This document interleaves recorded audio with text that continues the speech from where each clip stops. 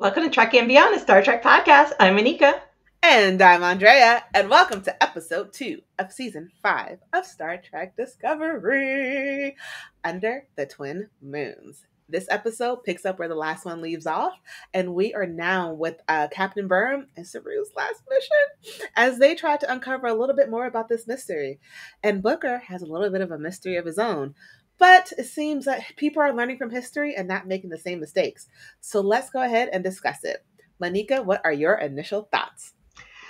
Love the episode. Watched it a few times and loved it more and more after each watch. It's really good, except for the end. Makes me cringe. I know where they're going, but it's like, no, Michael, no. But that's my journey with Discovery. We had a trial, a conduct review board. There's a away mission. There's some bait and switch and lots of intrigue here. What do you think about the episode? I enjoyed it. I like where I think they might be going with it. So we might have some discussions at the end of like if we agree or disagree.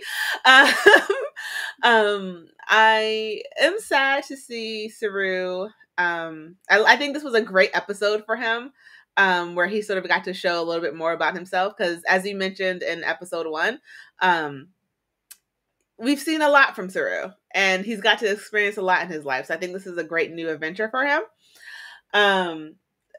And then I'm also liking that people are learning from their mistakes of keeping things to themselves.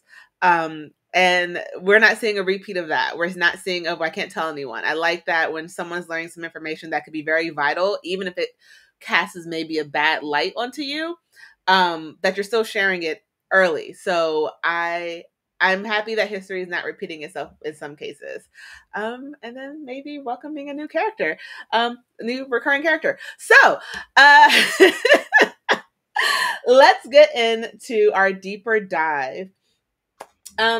What did you think of the opening scene? It was not as long as the first episode in a season opening scene. Not as dramatic either. It started out with, I believe, Michael's reflection and really a personal log about what's our purpose, what does it mean. And I think it's because of this overarching storyline about like the power of creation, and we're gonna unveil those pieces in a poetic way each episode at a time. So 9 more pieces to get to that end.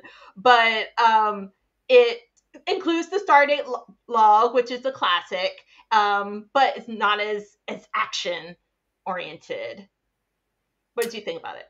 I did not dislike it. I understand. So as I said in the last episode, for episode 1, I thoroughly enjoyed them starting off the season with like jumping right into the action. And I am sort of okay that they did not do that for episode 2. Because now we're sort of like, okay, everything that happened in episode 1, what does it mean moving forward? So this was more of a classic Michael Burnham question to the universe. Why is stuff happening the way that it is? Statement. So I'm not upset with it. So I did not dislike the opening scene. I enjoyed more of what happened after Michael's like questions to herself of the conduct review of my new favorite captain, Raynor. And again, as I stated in episode 1, he is such a reflection of who Michael used to be. Because the only thing I could think of during this scene was him, like season 1 Michael being in his seat and Philippa being in Michael's seat. Of him not apologizing for his actions, him explaining why he did what he did. He doesn't care about the politics. He cares about just getting the results, talking over the superiors. And Michael's like, you are not helping yourself. Stop it. I agree with Michael. Like, dude, this is your opportunity to lay the groundwork, and didn't you prepare for this? To plead your case, to make sure you keep your job, and you're doing the opposite. Mm-hmm. What I wonder though, and I mean, we see this in real life. Michael was hesitant about sharing all the dirt. She was trying to protect him at first, because she knows how hard it is to make tough decisions. But he just kept making it worse and worse. And she was like, well, okay, then. I'll just. And she said, I told him, but it was a series of tough choices. I think, though, Captain Rayner was leaning on what Dr. Kovich, about this is the most important mission. This is a red directive. You have to follow this. But Dr. Kovich wasn't there on the conduct review board. It was President Relic and Vance and others. And so they have a more diplomatic approach because that's their role. Kovich is not diplomatic at all. He's not on the front lines negotiating deals and all these other things. As I said before, he seems more like covert ops, Section 31 kind of thing. Okay. So he's not thinking of ramifications, Lorca. But you have to speak to your audience, Captain Rayner, and your audience right now are diplomats. So you got to be diplomatic. You got to be PC. Do what you need to do to keep your job, dude. And like, there was a moment where I feel like everything would have worked out for him if he had just not went into that last little rant of like, this is all like politics and diplomacy and X, Y, and Z. And he just goes on and on. And Vance is like trying to shut him up and he's not refusing to shut up. And it's like, sir, if you had not said that, you probably could have walked away with like just like a disciplinary action or something. But you just had to keep running your mouth. And then it's like you then offended your audience. Like you said, like, know your audience. Like, you didn't just like say your piece and your audience didn't like agree with it. Because like everything beforehand, yes, you did not agree with our decision. But then you went on to say that you literally did not care about how this looked. Like you didn't respect their jobs. You didn't respect the work they were going to have to do to clean up your mess. So it's like you went from, it was in the heat of the moment. It was a decision. I stand by my decision. I understand that I gave an idea to the bad people and they went ahead and like made it worse. I understand that. That was not my intention and I do apologize. This is why your job is so stupid. Like, I don't care about politics. I don't care about diplomacy. I'm just trying to stop the bad guy. Those are two very different approaches, sir. And only one of them would have helped you keep your job. We also know in Starfleet, as long as you apologize, you'll get your job back. Yes. Like, sir. It reminds me also of a less refined Captain Pike. Like, Captain Pike does what he wants to do. He just always explains it in a very professional, diplomatic way. And Rayner was like, I'm doing the same thing, except I ain't got the class and the grace to go with it. Like, Captain Pike can play politics, and Rayner was like, I slept through that class. See,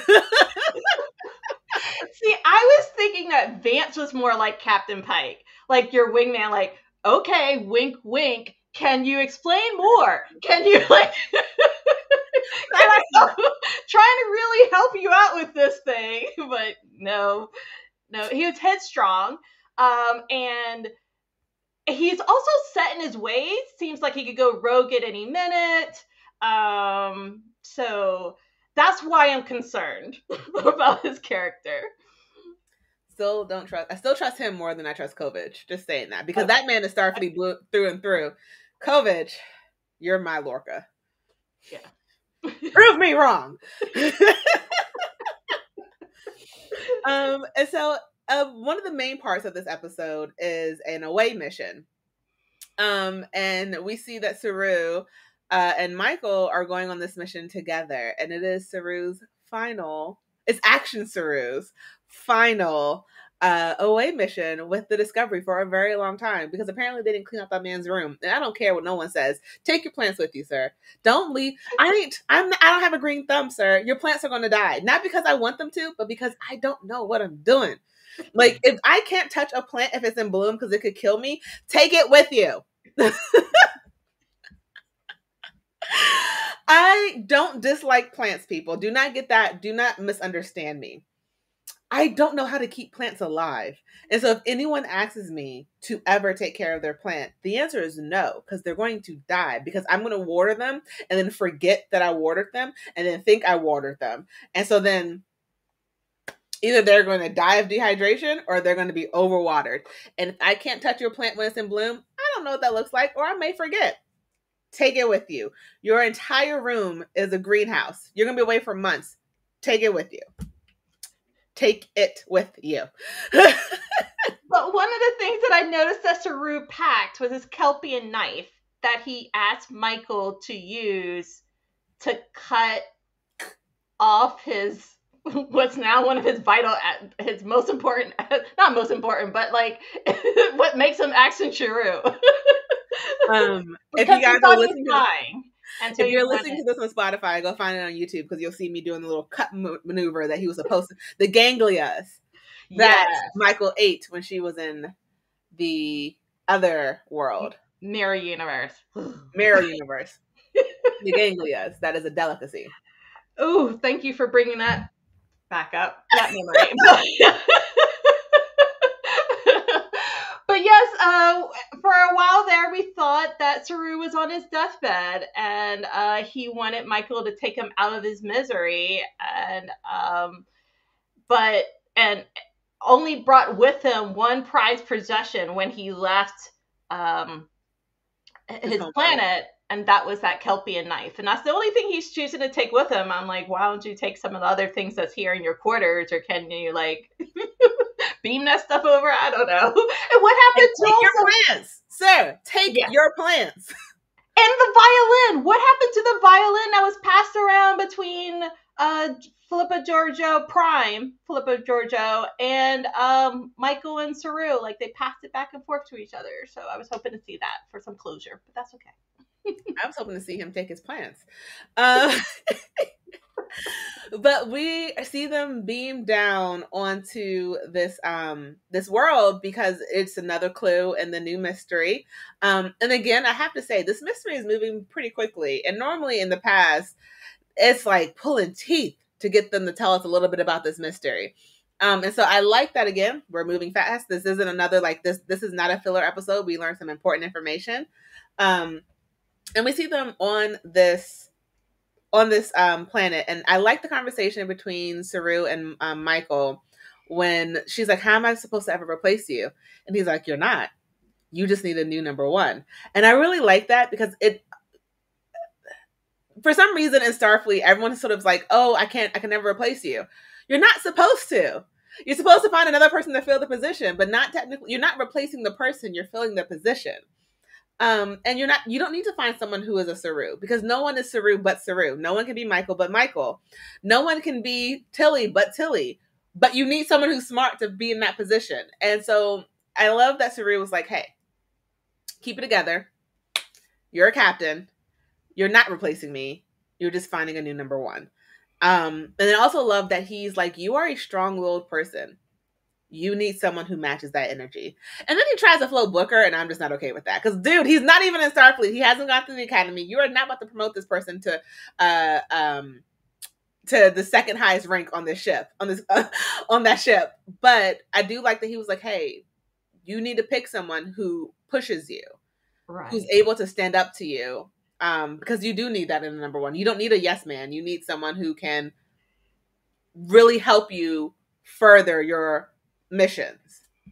Yeah, I wish that conversation wasn't interrupted by the corpse, because I wanted to hear more about what Saru was saying. I don't think he really meant Book. I think he meant like someone like Book-ish, someone of Book's caliber that she felt like she could be a team member and that's the opposite, that could balance her out and talk to her about a few things. So that's tough. I think in that conversation, though, the writers wanted us to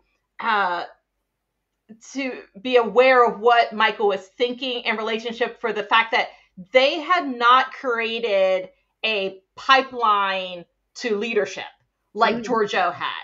Like, Giorgio was training Saru and Michael. They were both on that trajectory. And Tilly is off to do something else. Paul is off to do something else. Who's there? Reese, Detmer, like Joanne, like no one else is in that pipeline that I don't know, that career trajectory on Discovery. It would have to be someone else from the outside, and that was clearly pointed out in that conversation. And that's a good point. That's a good point that you bring up. Because yeah, we do see that Michael has been more of a follow your own path. And not to say Philippa was not like that, but Philippa also was like, I'm seeing something in you and I want to train you for leadership. And then Tilly was on that path at one point, but we saw her get off of it to become a teacher because the new Starfleet cadets ain't got it. They just ain't got it, according to Tilly. If Tilly says you ain't got it, you ain't got it. I'm so sorry. If Tilly says no, you ain't got it. And so it was it is nice for that conversation. This is a great way that you put it, that yes, they need to have someone from the outside coming in. One other thing about that conversation, Michael thought that Book created this nickname for Saru. And Saru was like, no, it was Jet Reno. But it was, Michael had this theory, like all of many aspects of this centers around Book. And it was like, no, there's other members of the crew. It was just interesting to see her expression and how that unfolded because she had no idea about this nickname and she felt like she was out of the loop for not knowing this thing. Jet does have a dry wit, so maybe she was just getting straight to the point. So who knows? But one of the things that they locate on this planet is that it is supposed to be like a grave, and they have this society was like, look, what you're not gonna do is rob us after we're dead. And they have this amazing security system that is wiping out people left and right. And we see that while Michael and Saru were sort of like pinned down trying to escape, Captain Raynor helps Tilly save the day in a way that I think works. And I really did appreciate him in this moment because Tilly is a scientist, and the Discovery way back when didn't initially start off as like a science vessel. So everyone on there really is like science first and like current technology and what makes the most sense for now. And when they're not able to figure out what this power source is, and they're going through all like the list of the gnomes power sources from today, Captain Raynor comes in, like he literally forces his way into the conversation, and he's just like, this is your first red directive. This is my seventh. I know how things work. Why are you focused on power sources that were made today? And what would they have had 2,000 years ago? And it's just like, he's very much common sense right now. Think the way that your enemy thinks. And it's like, Tilly, yes, if your enemy was created today, yes, everything you're talking about does make sense. But this is from 2,000 years ago. Why are you so focused on what? Like, so I like that he helped them think outside the box when it came to how to proceed with taking down the drones. Yes, and I would be remiss if I didn't say that Blue helped out a lot with that. And I felt like Blue was also mentoring Tilly or helping Tilly to think out of the box about her role as a teacher facilitator at the Starfleet Academy. Like thinking about like just the fact that, yeah, they're good at tasks, but it's harder to look at a bigger picture. And that was the dilemma that they were facing right there at that spot. Is like, okay, well, where's this power source coming from? Let's not just think about the weapons that they're shooting now, but they must have power from something. How do we disable that? We are going to continue talking about Saru and Michael on the planet. And now that they were able to figure out how to stop the drones, they have a little bit of the normal tiff of who's going to sacrifice who. Sorry, who's going to sacrifice themselves, technically. And Saru is obviously the better choice because he has better reflexes. He's faster. stronger than Michael, and he's the one who should distract the drones so they can set off the EMP to actually get to the relic and see if they can find the information for this mystery. And Michael's like, but no, because you could die. So could you, Michael. And so it's like, how about you let the person who's most qualified do this? Like, Michael, I was just praising you in the last episode of like delegating. Why are you trying to get yourself killed? Saru literally is like the perfect person for this part of the mission. And thankfully, she agrees eventually after the fact. And Saru is able to outrun the drones and do what needs to be done as they are trying to decode the message. I will say I did like when she screamed for him afterwards, like, Saru, he's like, I'm here, and like she hugs him, because it really, like, their relationship has come so far. They hated each other in season 1.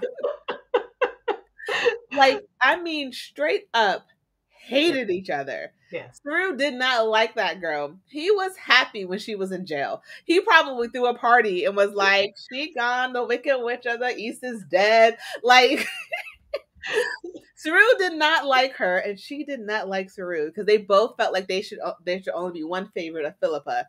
And to see them embrace, it's like, okay, my cold dead heart is like warming up. So, like, you know, making me feel things. How dare you? Yeah, they were frenemies at first. They were like, only at work are we going to talk to each other. Otherwise, I don't know you. You don't know me. Do not talk to me in these streets. I don't know you, sir. Yes. And I think the title of this episode should be called Last Dance, because it's really their last dance together. This mission, in which then Saru becomes bait for those drones, and he's running, and I was like, run, Forrest, run, Saru, run. Like, it's just like, and it reminded me back to another episode, I think it was in season 2, where Saru was running, Ash and Michael couldn't keep up, but they learned how much agility, strength, speed that he has, and when he needs it to click in, it happens. He's Action Saru. And we see why the Bao'u were afraid of his species, because when they go hard, they go real hard. That is so true.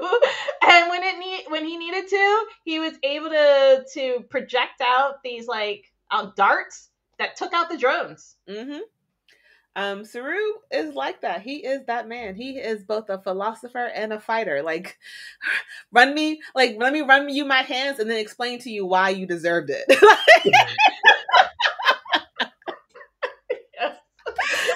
And this is why it's going to be strange to see him like in a desk job. It's complete opposite. But you know, he's making some changes for the, you know, because his career is taking a different side. He's promoted, less risk, and he's able to make more of a family and a home base. So yeah. But meanwhile, like, who's running Discovery right now? Who's it's a free for all. Who's the captain? If Saru and Michael are away on the planet, and what happens if Mole and Lag return, like, or anything else happens and they're a red directive? I just want to know who said I'm the captain now.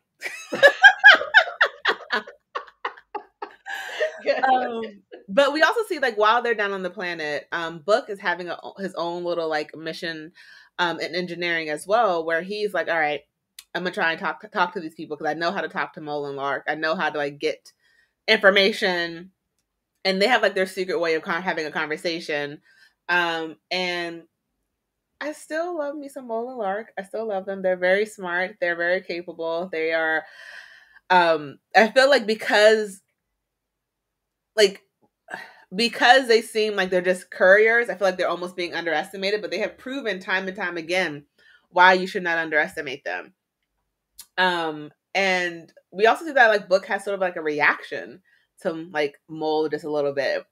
And this is where I say I'm liking that history is not repeating itself, because I feel like for some reason on this show, if someone learns something that could be almost like bad information, or like information that could almost maybe make them look bad, or could maybe make people think that their allegiance might change, they always keep it to themselves.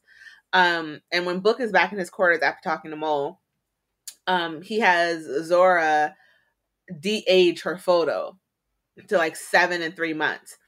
And which I'm just gonna guess. How did you guess her hairstyle? Like, why did you not just like that part? I didn't get, like, why did you guess her hairstyle? Like, just put it back at 7, same hairstyle. That's all you had to do. And it turns out that that's his old mentor's daughter, because he's like, I've only ever seen that birthmark on one other person, and it's like, and so it also explains how Mold did not like recognize him, because I guess it seems like she never met him, and he's only ever seen her through a hologram.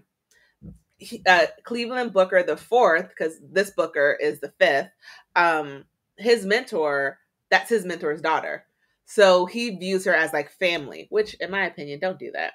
Book, don't do that. Like, that's history repeating itself and you making a dumb decision. But I do like that the moment he was able to, like, the moment it was available for him to offer this information, he did. He didn't keep it to himself, which is why I'm like, okay, let's not have history repeat itself. But you can also use this information to maybe say, hey, I know your father. He trained me. Like, now you have an end with Mole. So I liked that part of the episode. Like, yes, because I was afraid. I thought he was going to keep it to himself. And we were just going to find out later why he didn't want to kill her or something like that, or why he hesitated. It's like, I can't. She's my mentor's daughter. She's basically my sister. No, she's not, because she don't know who you are. She does not know who you are, Book. I'm so sorry. But what did you think of that? Okay, this whole scene, going back to even when he entered engineering with this device to send out this tweet thing, this is sketchy to me, because like, he should not be able to send out a mass communication to other couriers. Just first of all, a mass communication, take over engineering, like do all of this stuff when he's still in like a work release program. He's still trying to take over the galaxy. Just like, this is too much risk here. Let's someone do a quick risk assessment. Let's not do this right now. Or maybe someone else can send the message on his behalf.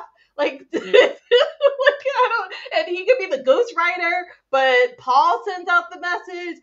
Let's do something. It just,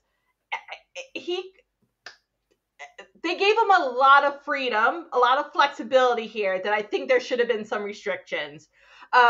He learned some things that we'll see if this comes back, if this influences other decisions that he makes, or if if Mo also starts to make this connection, because she could also research Cleveland Booker and then realize that he was arrested and is in a work relief program. In effect, this could just make this whole case just blow up and go into a really bad direction. Just like he was able to research her, she could do the same thing back, especially since he name dropped, like he said his name. And also, it makes me also wonder, does she... Okay, so I may be going too far deep into this conversation, so stop me if I am. But I'm just going to say, if I meet someone who has the same exact first and last name as my father, I think I'm going to, like, have a little bit more of a hesitation, like, look at them weird. So it makes me wonder if he's only ever seen a hologram of Cleveland Booker's the fourth daughter. Was that Cleveland Booker even involved in his daughter's life? Which makes me wonder, like, he probably wasn't, because he was a courier. Because if you were like doing what Booker does, you don't really have a family unless they're on the ship with you. So, like, Book, is she really still even? Does she consider her father family? Because not everyone does. So, like, is this a connection that's going to make her stop? Because I didn't think of it just now. Like, is this a connection that's going to make her trust you, or make her hate you more? Because, like, why do you get a connection with her father and she doesn't? Because if I met someone the same first and last name as my father, I'm like, and I know the tradition of passing the name down, I'm going to be like, oh, interesting. So Right. maybe I'm weird thinking that way. But I was like, that might not help you because you probably had more of her father than she did. I was thinking something similar because she didn't react in a positive way when she heard the connection with the name. She didn't say, "Oh, tell me more. That's my father's name," or anything like that. So it seemed to scare her off even more. And also, the more book talked about the Federation, the more she was like a little lurie about this. But they were intrigued because they're after the money, the lithium. So, so they responded instantly to the message. Plot thickens. It does. I'm more and more intrigued. Just a little bit. Just a little bit. But back on the planet with Michael and Saru, they're able to. Well, one, they realize that Mole and Lark are a lot better than they give them credit for because they got there first. They got through the drones. Like my thing is, you got through the drones. Those two by themselves got through the drone system, found the clue, destroyed the clue, and was like deuces. All before Starfleet even realized where the clue was. So it's like, all right, got to give respect where respect is due. Hands down, bow down to the masters because they are amazing. And this is where Saru also comes in handy. His eyesight is better than humans, and so he's able to. He basically a fancier way of taking a sheet, putting it over another sheet, and like rubbing it to see what the word was imprinted.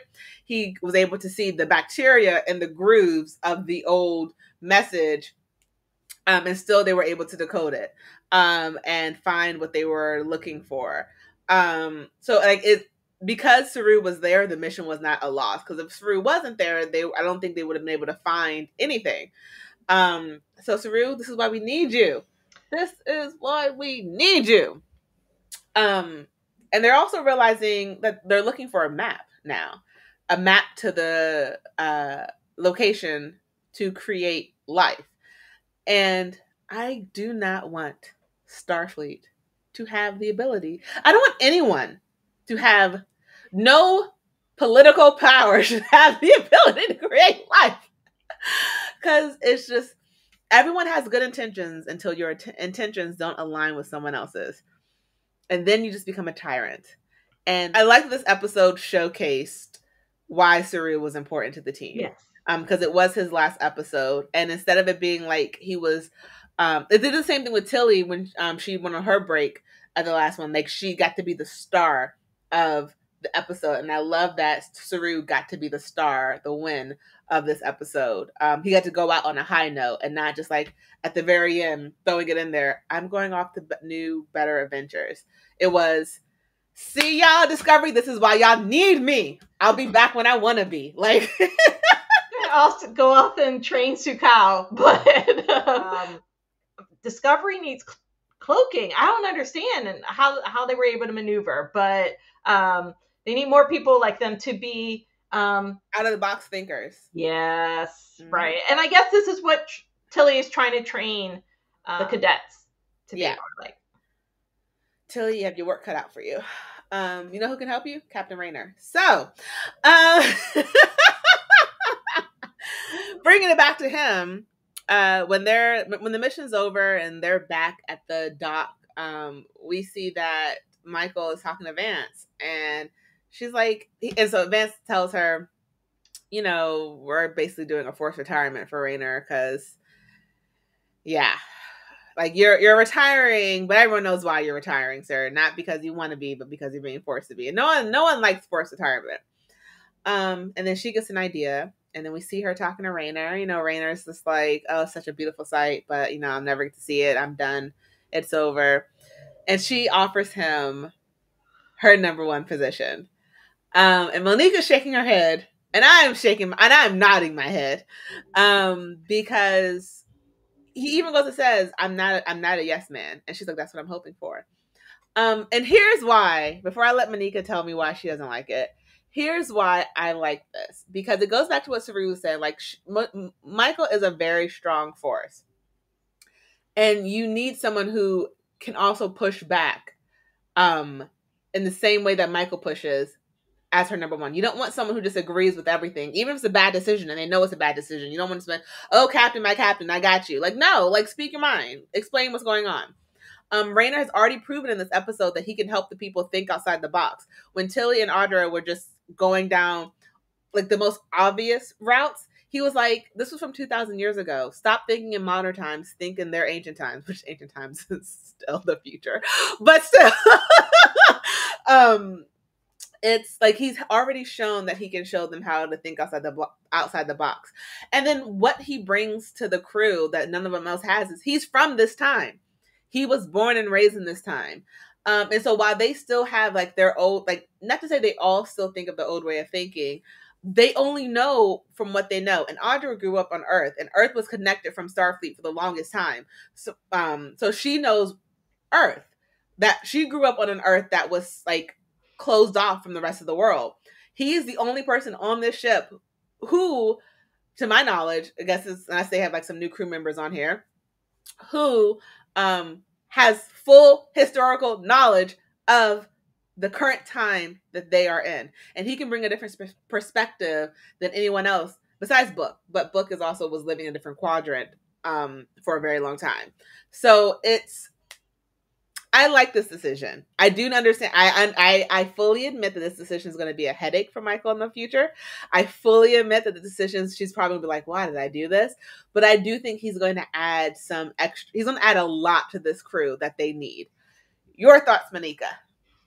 I just feel like he has baggage. It'd be nice to bring in someone who doesn't have as much drama. This crew is bonded so much over the seasons, and so the years that they have spent together, all of these missions, and to bring someone else with a different management style will be interesting to see how that they react to that. I think it's going to be hard also for someone who has been captain to step down to become a direct report to a captain.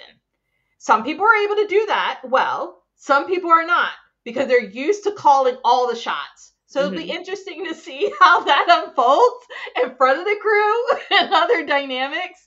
I agree with you that it's nice to have someone from this period of time on Discovery. Everyone who listens to this podcast knows that I like social misfits. I just need a stable rock, and I felt like Saru with that stability. And so we're adding another social misfit that I don't know if it's going to work out well. And there's office chemistry, so there has to be a ship chemistry. We'll see. This, I guess, adds to the storyline. Yeah, we will see. We will see if this works or if this does not. But I hope it does. I feel like he does bring some balance in a different way than Saru. Because remember, she's not replacing Saru. She's getting a new number one. Any final thoughts before we end this episode? I think we're going to Trill, and we'll reconnect with Gray.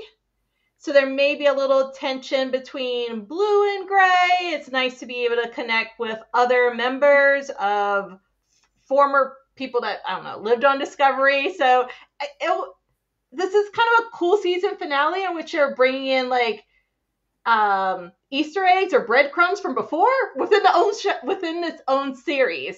So looking forward to doing that and seeing how this all unfolds, getting this next clue of the map. What about you? I am still riding on a high. I love this episode.